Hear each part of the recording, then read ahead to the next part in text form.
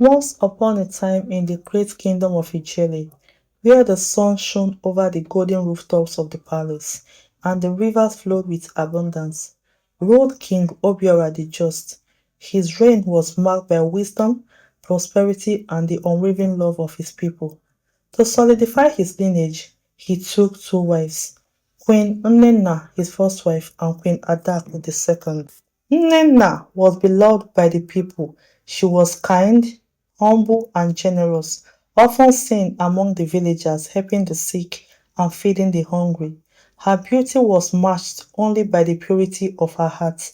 Adaku, on the other hand, was strikingly beautiful but envious. She despised the adoration Nnenna received and yearned to eclipse her in the king's heart and in the kingdom's favor. Blinded by jealousy, Adaku sought the forbidden path. She secretly joined the Coven of the Dark Moon, a secret society of witches.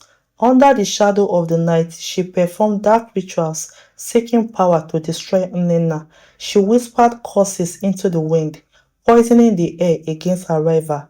But the land of Ijele was sacred, and witchcraft was a grave sin. The gods watched with fiery eyes, then the land changed. A great whirlwind swept through the kingdom, uprooting trees, blowing away rooftops, and stirring fears in the hearts of the people. The rivers dried up, and the once fertile land became barren. The skies refused to send rain, and hunger began to stalk the kingdom. The elders and priests of the land gathered in the hall of the ancestors to consult the gods. After 3 days and nights of sacred rites, the oracle spoke. A great sin dwells among you. Witchcraft walks the land, and the gods are enraged. To restore balance, the sinner must confess and be atoned. The people trembled. They knew that witchcraft was forbidden in Ijele, and that anyone caught practicing it faced the ultimate punishment of atonement, being sacrificed to appease the gods.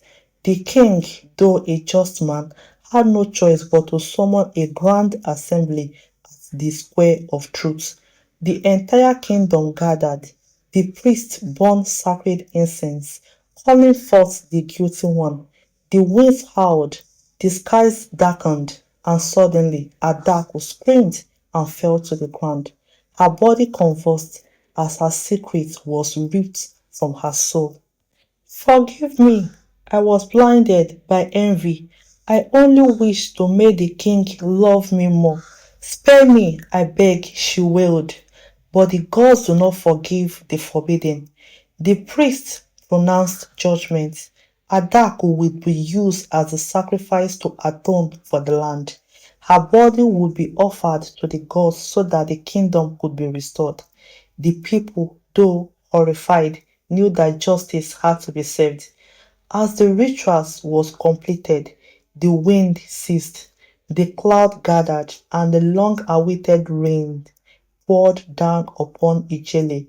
The rivers filled once more, crops began to grow, and peace returned to the land of Ijele. The villagers were very happy for the rain, for the great thing that happened in the land of Ijele. But King Obiora mourned, not for Adaku's wickedness, but for what envy had turned her into. He ruled with even more greater wisdom, ensuring that the people of Ijele never strayed into darkness again. And so, the story of Queen Adaku became a warning for generations that in the land of Ijele, witchcraft is a sin that the gods will never forgive. Lesson: do not let envy make you make the greatest mistake that might cost your life.